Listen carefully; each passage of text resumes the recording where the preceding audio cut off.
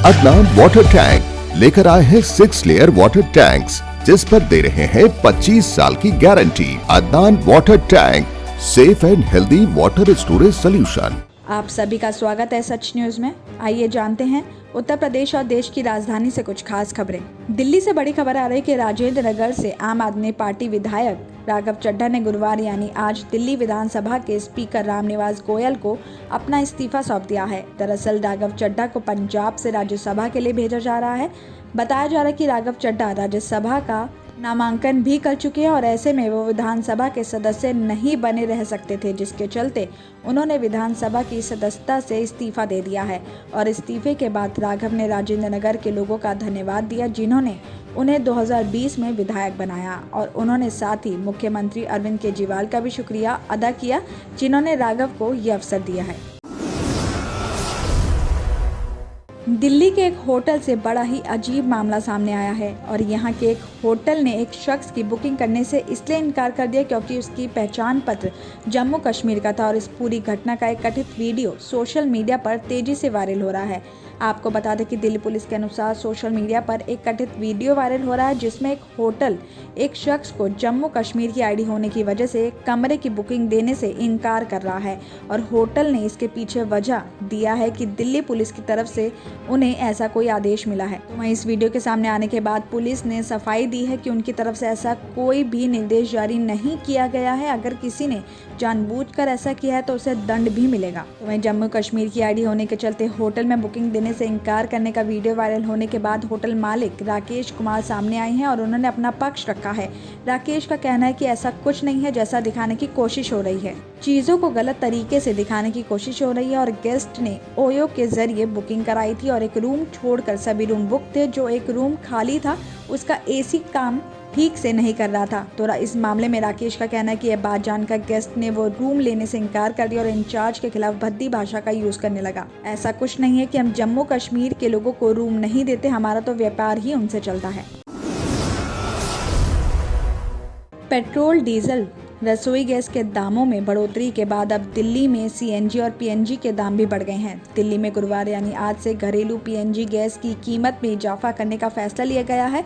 घरेलू पीएनजी की कीमत में 1 रुपये प्रति SCM की वृद्धि की गई है और इस बढ़ोतरी के साथ ही नई कीमत 36.61 रुपये प्रति SCM हो गई है। और इसके अलावा सीएनजी के दामों में 50 पैसे की बढ़ोतरी की गई है। बताया जा रहा है कि बढ़ती महंगाई के साथ पेट्रोल, डीजल और रसोई गैस की कीमतों में बढ़ोतरी के खिलाफ बुधवार को भारतीय युवा कांग्रेस कार्यकर्ताओं ने पेट्रोलियम मंत्रालय के बाहर धरना दिया और साथ ही प्रदर्शन के दौरान पुलिस ने करीब 25 प्रदर्शनकारियों को हिरासत में भी ले लिया। साथ ही दरों में संशोधन के करीब 4.5 महीने बाद एक बार फिर लगातार दूसरे दिन पेट्रोल डीजल की कीमतों में बुधवार को 80 पैसे प्रति लीटर की बढ़ोतरी की गई। तो इसके विरोध में प्रदर्शनकारियों ने केंद्र सरकार के खिलाफ नारेबाजी करते हुए पेट्रोल उत्पादों की कीमत बढ़ोतरी वापस लेने की मांग की। तो वहीं रोष जताते हुए कार्यकर्ताओं के सिर पर LPG सिलेंडर रखकर विरोध जताया। खराब दिनचर्या और समय पर नाश्ता ना करना सेहत के लिए हानिकारक है। अपनी इस आदत के साथ बीते 3 महीने में आकाश हॉस्पिटल में 50 से ज्यादा युवा पहुंचे हैं। जांच करने पर डॉक्टर्स ने पाया कि खराब आदत की वजह से सभी युवा टीबी बीमारी से पीड़ित हो गए थे, लेकिन बीमारी को लेकर उन्हें पहले कभी महसूस नहीं हुआ था। हाल ही में हॉस्पिटल में 29 साल की एक महिला पहुंची। उन्हें लॉकडाउन के दौरान फिल्में देखने और सुबह 3 से 4 बजे सोने की आदत हो गई थी और उनका दिन दोपहर 12 बजे के बाद से शुरू होता था, लेकिन 3 महीने से ज़्यादा समय तक यह सिलसिला जारी रहा। लॉकडाउन की वजह से व्यायाम ना करने की वजह से उनकी इसकी भरपाई के लिए नाश्ता करना छोड़ दिया और उन्हें पहले से कोई बीमारी नहीं थी, लेकिन दिनचर्या में बदलाव होने की वजह से उन्हें भूख कम लगती थी।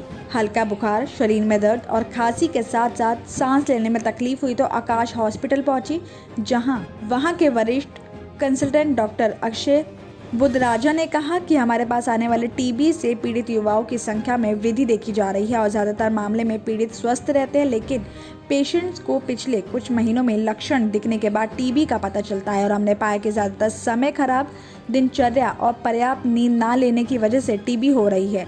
और कई लोगों विशेषज्ञों की भी सलाह के बगैर उपवास रख रहे थे और इससे रोग प्रतिरोधक क्षमता कमजोर हुई, जिससे टीबी जैसी बीमारियां होने लगी हैं।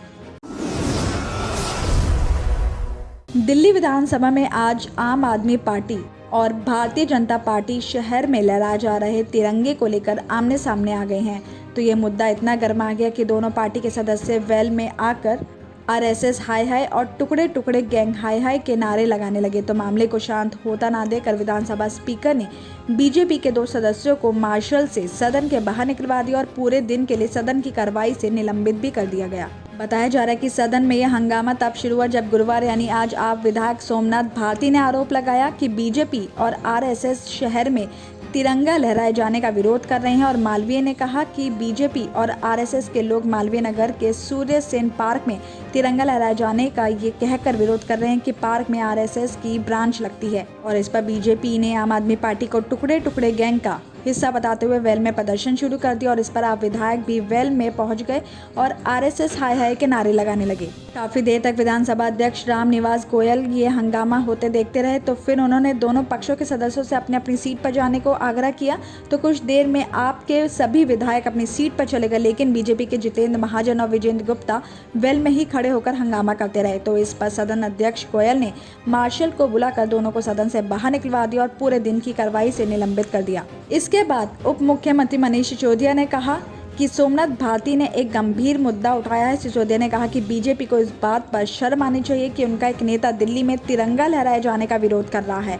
बीजेपी को देश के लोगों से माफ़ी भी मांगनी चाहिए और हम जान दे देंगे लेकिन तिरंगा लहराएंगे। इसके बाद पूरा सदन भारत माता की जय से नारों से गूंज उठा। दिल्ली और उत्तर प्रदेश की खबरों में आज इतना ही। बाकी देश भर की और तमाम खबरें जानने के लिए देखते रहिए Sach News. German 10 hospital orthopaedic से मुताल्लिक हर मरीज यहाँ शिफायाब। इनाम याफ्ता doctor Mir Jawad Jar Khan, senior orthopaedic surgeon, advance operation theatre, ICU, digital x-ray, laboratory, physiotherapy, pharmacy, sharing और प्राइवेट रूम्स, लेडी डॉक्टर्स और डॉक्टर अर्जुमन सुल्ताना गैनाकोलॉजिस्ट की खिदमात हासिल। वाजिबी फीस और मुकम्मल सहूलियात से हजारों मुतमईन। एम्बुलेंस से आरास्ता German 10 orthopaedic hospital, pillar number 150, Attapur, Hyderabad.